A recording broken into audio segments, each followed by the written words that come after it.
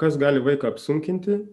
Vaiką gali apsunkinti kažkokia tai situacija, kurioje tėtis ar mama taip pat, jie jaučiasi nekontroliuojantis tos situacijos ir tėveliai yra palūžę, nežinau, čia geriausias žodis, bet yra sutrikę, sumišę, nežino kaip toliau spręstis ir dėl to jie tokioje emocinėje kažkokia tai būsene, tokio frustracijoje lygtai.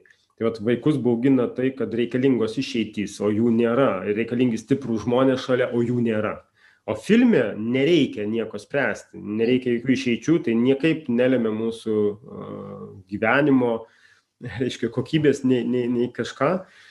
Ir aš esu tas, kuris į jautresnį filmą tuoj pat reaguoju akimis drėkstančiamis. Aš neverkiu, bet man gali riedėti ašaros ir tiesiog nieko su to negaliu padaryti. Aš net už